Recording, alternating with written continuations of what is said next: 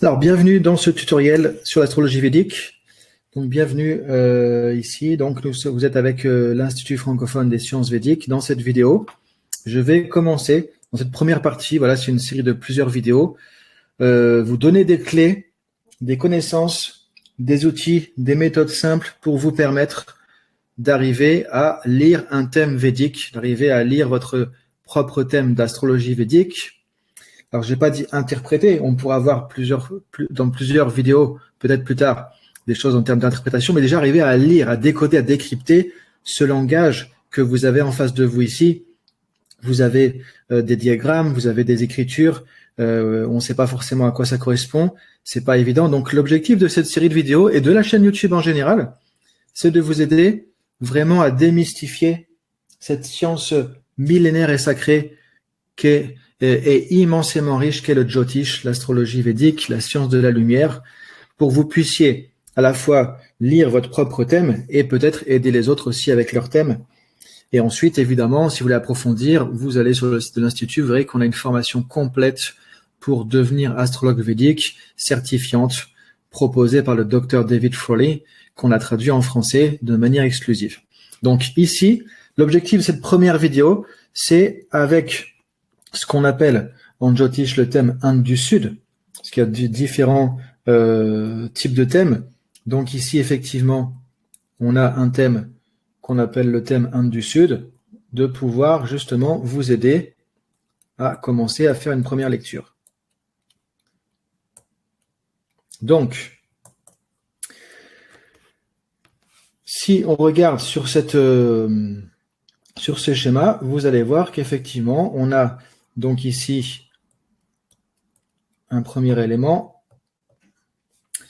qu'on appelle le birth chart. Donc ça, c'est le thème qu'on appelle le thème parfois D1 ou le thème Rashi. Vous voyez qu'ici, on a ce qu'on appelle le D9, le Navamsha. Donc c'est ce thème et ce thème divisionnel, le Navamsha, qui est un peu un thème secondaire. J'en parlerai plus tard dans d'autres vidéos. Pour l'instant, on va le laisser tranquille. Ils sont au format thème Inde du Sud. La différence avec, vous voyez ici, plus bas, le birth chart, donc le thème de naissance principal, le thème D1 ou thème Rashi, qui ici est au format Inde du Nord. Vous voyez, avec les losanges, la disposition est différente. C'est juste une disposition graphique qui est différente. Pourquoi je commence avec le thème Inde du Sud? Parce que quand on démarre l'astrologie védique, c'est beaucoup plus évident de travailler avec le thème Inde du Sud. Pourquoi c'est plus évident? Parce que dans le thème Inde du Sud, vous allez voir que, en fait, les signes ne changent pas. Ce qui veut dire que, vous voyez, je vais souligner ici, Aries. Ici, Aries, c'est quoi? C'est Bélier. Donc, ça veut dire que quand vous prenez un thème Inde du Sud, vous aurez toujours les signes dans cet ordre-là. Vous aurez toujours ici le Bélier, Taureau, Gémeaux, Cancer, Lion, Vierge, Balance, Scorpion, Sagittaire, Capricorne, Verseau, Poisson. Dès que vous prenez un thème Inde du Sud, vous verrez les signes seront toujours à cet endroit-là. Qu'est-ce qui va changer en fonction de la personne, en fonction de l'ascendant? Ça va être ensuite comment vont être placées les maisons, comment va être placé déjà l'ascendant. Donc ici, de la même manière, comment on retrouve l'ascendant dans ce thème. Donc vous voyez ici, on a un petit AS. Alors, je précise que voilà, j'utilise le logiciel Parashara, vous voyez, Parashara's Light, version 9. Donc, j'ai fait une présentation qui est assez, je l'espère, graphique, parce que c'est pas toujours évident. Donc ici, qu'est-ce qu'on fait? On regarde dans ce thème, qu'est-ce qu'on fait? Donc, on regarde déjà, on est dans le D1, on voit As, ici, ascendant. Donc, ça veut dire que qu'est-ce que j'ai ici? Vous voyez, il y a écrit First ici, j'ai la maison 1. Donc, comment je peux commencer la lecture de ce thème? Je vois qu'ici, l'ascendant est donc en Scorpion. La maison 1 est ici. Donc ensuite, je vais dans le sens des aiguilles d'une montre. Je vois ici maison 2, Sagittaire, maison 3, Capricorne, maison 4, Verseau, maison 5, Poisson, etc. Jusqu'à la maison 12 ici, que vous voyez, juste à droite de l'ascendant. Du coup, en Balance. Donc ça permet de voir déjà comment arriver à identifier l'ascendant. À partir de l'ascendant, on peut trouver les maisons. Donc ça veut dire que maintenant, vous regardez ce thème, vous avez la position des signes, qui ne changera jamais dans ce thème Inde du Sud. Vous avez l'ascendant, vous avez la position des maisons. Si on regarde le thème secondaire ici, Navamsha, c'est pareil. Alors, il y a des variations. voyez ici, l'ascendant est situé ici. Donc, ça veut dire que la maison 1 va être ici aussi. Alors là, puisque les signes ne changent pas, quel est le signe de l'ascendant? Vous pouvez vous poser cette question. C'est la même chose que ici dans le D1. Ici, on est en Vierge. Donc, ça veut dire que cette personne, par rapport à ce thème, on a donc l'ascendant dans le D1, le thème de naissance principal, qui est en Scorpion.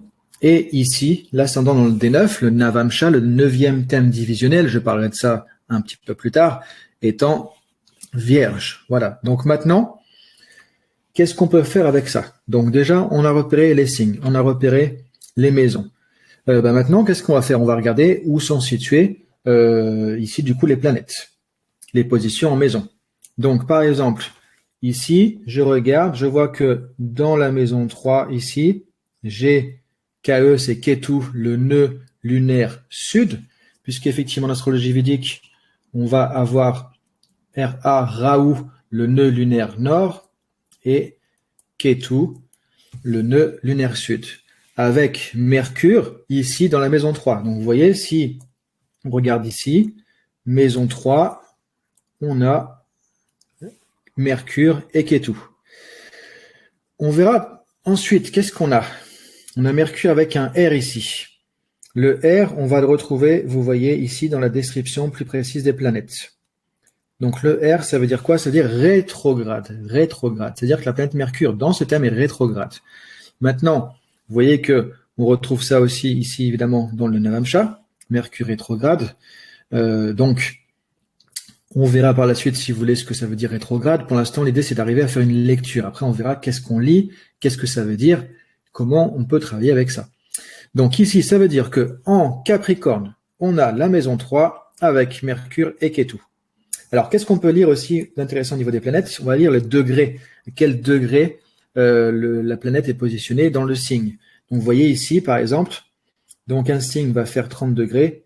Ici, on a du coup Mercure qui est situé à 27 degrés 51.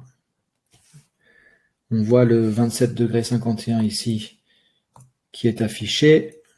Voilà, j'ai mis un petit point à côté. Donc, Mercure 27, 51. Par exemple, si on veut voir quel est le degré de Rahu, on regarde. Il est où Rahu? Il est là. Hop, Rahu, 16 degrés 58.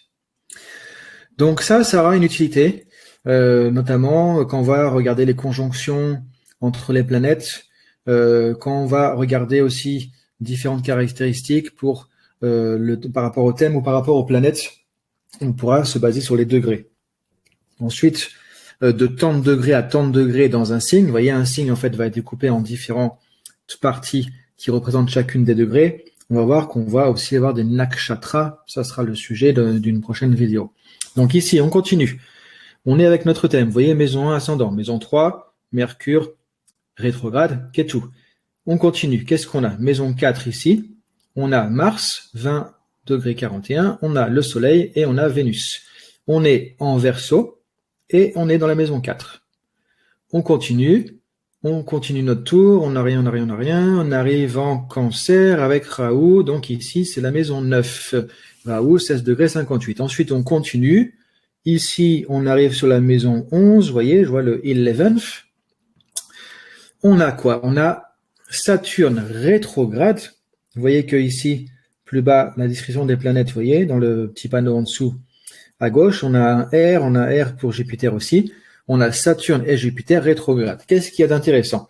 Il y a une conjonction. Alors, comme ici en maison 4, vous voyez qu'on a une conjonction, c'est-à-dire qu'on a plusieurs planètes dans le même signe. On a 3 planètes ici, dans le Verseau, dans la maison 4. Donc, ça veut dire que si on veut décrypter, analyser, comprendre, interpréter la maison 4, qu'est-ce qu'on va faire? On va regarder qu'est-ce que ça veut dire Mars en maison 4 en Verseau. Qu'est-ce que ça veut dire le Soleil en maison 4 en Verseau? Qu'est-ce que ça veut dire Vénus en maison 4 en Verseau? Qu'est-ce que ça veut dire Mars et Saturne en conjonction comme ça? Qu'est-ce que ça veut dire le Soleil et Vénus en conjonction? Qu'est-ce que ça veut dire Mars, le Soleil et Vénus en conjonction? Et qu'est-ce que tout ça, ça me donne comme élément dans le signe Verseau, dans la maison 4 du thème, etc., etc. Vous voyez, c'est comme ça qu'on va procéder un petit peu pour l'analyse du thème après avec les planètes. Ici, qu'est-ce qui est intéressant encore une fois dans ce thème?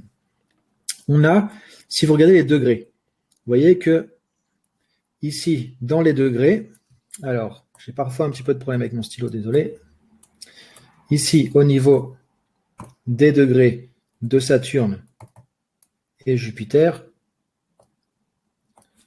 on a 15 degrés 17, comme vous pouvez voir, on a 15 degrés et 15 degrés 17. Donc, cette petite, ici, différence, en fait, cette petite, ici, donc voilà, on va voir que là, en fait, on a, vous voyez, 15 degrés 17. Et donc ça représente ce qu'on appelle une guerre planétaire, puisqu'en fait, on a moins de 1 degré d'écart entre deux planètes. Quand on a, alors ça ne concerne pas Rahu et Ketu, pour les autres planètes, ça concerne quasiment toutes les planètes. On a entre Saturne et Jupiter ici moins de 1 degré, ça veut dire qu'il y a une guerre planétaire, une Graha Yuddha en sanskrit. On reverra un peu plus tard ce que ça veut dire, mais vous voyez pourquoi notamment les degrés sont importants. Ensuite, on continue. Donc, on a cette conjonction. Maison 12, ici, on a la Lune. Et donc, on a fait le tour. On a les différentes planètes dans les maisons. Donc, maintenant, qu'est-ce qu'on peut faire? Si on regarde ici à nouveau, vous voyez, on a des éléments sur les planètes. On voit les degrés. On retrouve pour chaque planète ensuite le signe dans lequel elle est. Est-ce que c'est un signe fixe, un signe mobile ou un signe mutable? Donc, vous voyez, fixe, movable ou dual, ici, par exemple, Jupiter, vous voyez, il y a écrit dual à côté, ça veut dire un signe mutable, donc on a la qualité du signe, et ici, on a le type de signe, est-ce que c'est un signe d'eau, un signe d'air, ou un signe de feu, du coup, ou un signe de terre. On a les différents éléments. Donc, vous voyez, à partir de ça, on peut commencer à faire une première analyse. On peut, par exemple, regarder dans le thème, et voir directement. Alors ça, c'est des affichages que moi j'ai paramétrés dans Paracharas Light. Chacun fait un peu ses paramétrages. Alors encore une fois, si vous allez sur le site de l'Institut francophone des sciences védiques que je représente, vous avez une section où il y a ce tutoriel qui va se retrouver, et je vous envoie votre thème sous ce même format gratuitement, ce qui fait que vous pourrez vous amuser à le décortiquer avec le même affichage que j'ai mis de manière didactique pour vous aider un petit peu. Donc, ça permet de voir, par exemple, ici, vous voyez, si on regarde sur cette colonne, encore une fois, avec les qualités des signes, qu'on a 1, 2, 3, 4 planètes en signe d'air. Donc, ça veut dire que le signe d'air est quand même assez fortement représenté. Ensuite, on peut regarder aussi, on a 1, 2, 3, 4 planètes, vous voyez, avec movable, donc signe mobile. Donc, ça veut dire que les signes mobiles sont assez bien représentés dans ce thème-là aussi. Alors là, vous voyez, je vous donne la lecture, je ne donne pas l'interprétation. Ça veut dire quoi? Qu'il y a beaucoup de signes d'air, beaucoup de signes mobiles, tout ça. Ça fait partie après de la deuxième phase qui est, en gros, je lis l'alphabet, je comprends le sens des mots. Là, on est dans la lecture de l'alphabet. Qu'est-ce que ça veut dire? Où est-ce que je retrouve les infos? Quelles sont ces informations? Déjà, ça vous donne une bonne base pour commencer. Et ensuite, après, vous pourrez voir qu'est-ce que tout ça signifie. Et on verra tout ça un petit peu plus tard dans les vidéos. Encore une fois, vous pouvez aussi voir ça dans la formation qu'on propose. Donc ici, dernière colonne ici, on va retrouver ce qu'on appelle le Shadbala. Ça correspond, entre guillemets, à la force planétaire, la puissance, entre guillemets, manifestée que la planète peut exprimer dans le thème. On part du principe que 1, c'est plutôt OK. En dessous de 1, ça va être un petit peu faible. Et au-dessus de 1, ça va être plutôt assez fort ou assez puissant. Donc ça, c'est basé sur 6 éléments qui permettent de calculer la force planétaire. Et donc, c'est le résultat de ce travail de 6 forces planétaires qui sont analysées. Et c'est un peu la conclusion. Donc, c'est un élément quand même qui permet de voir un peu la puissance, l'expression, la force d'expression d'une planète dans le thème. Ensuite, qu'est-ce qu'on peut regarder aussi? Vous voyez ici, on retrouve un peu les mêmes informations, donc les planètes, les degrés. Alors, vous voyez, il y a un C ici, à côté de Mars, qu'on retrouve aussi ici. Dans cette colonne, le C, ça veut dire combuste, c'est-à-dire que la planète est combuste, c'est-à-dire qu'en fait, elle est proche du Soleil. Alors, c'est assez fréquent dans un thème que Vénus et Mars soient combustes, parce que c'est des planètes qui sont plus proches du Soleil aussi.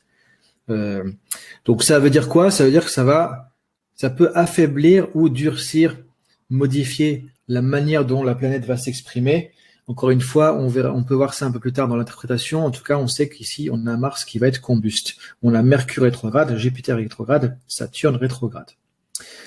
Donc, vous voyez, là, on a déjà une première lecture intéressante du thème.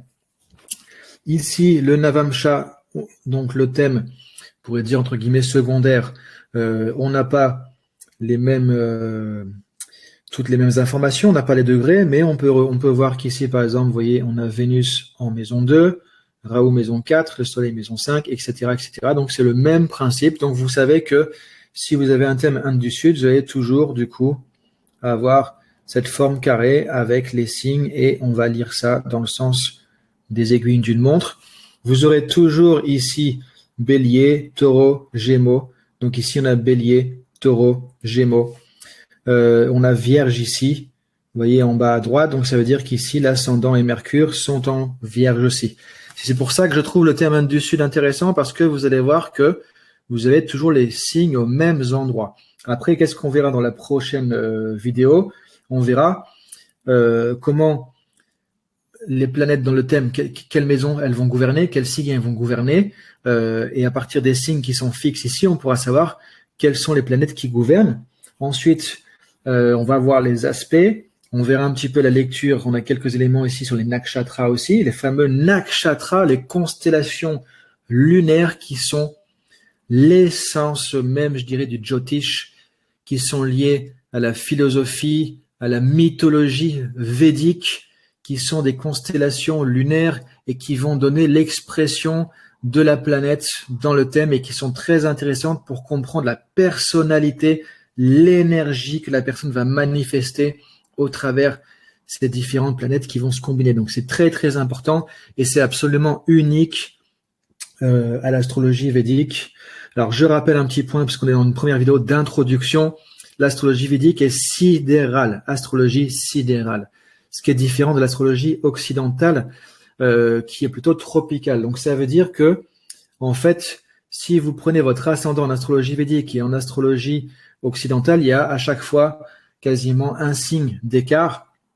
Donc ça veut dire qu'effectivement, si vous avez fait votre thème en astrologie classique occidentale, que je vous envoie votre thème védique, vous verrez que l'ascendant ne sera pas au même endroit. Encore une fois, on n'est pas là pour dire c'est bien, c'est pas bien, le védique c'est mieux, machin, etc. Les approches sont différentes, les compréhensions, les lectures sont différentes. Voilà, moi je suis dans une astrologie védique indienne millénaire qui est considérée comme ayant 4 à 6 000 ans, qui héritait des rishis, les sages en fait indiens qui ont apporté le yoga, l'ayurveda. Donc on est dans les sciences védiques, les sciences sacrées de l'univers et on est connecté quand on fait le Jyotish à yoga, à ayurveda, on est dans la même dynamique. C'est ce que vous pouvez voir si vous suivez par exemple la formation, vous verrez que tout ça c'est connecté. On est dans les sciences védiques, on est dans la mythologie védique, on est dans les Védas, on est dans la mythologie védique, dans les divinités. Les planètes vont être liées à des divinités aussi. À des choses que vous connaissez, comme parfois Ganesha, Shiva par exemple, ou ça peut être Agni par exemple, qui représente le feu, qu'on retrouve en Ayurveda. Voilà, on a toute cette dimension philosophique, psychologique aussi, mystique, qu'on arrive à décrypter un petit peu. Donc c'est ça l'objectif un peu aussi de ces vidéos. Et vous allez voir qu'il y a beaucoup de différences, beaucoup de choses qui sont absolument uniques à l'astrologie védique par rapport aux différents courants d'astrologie. Donc voilà pour cette première vidéo de tutoriel. Donc comment aborder un thème védique, Inde du Sud. Et je vous dis à bientôt pour la prochaine vidéo. On va approfondir tout ça ensemble.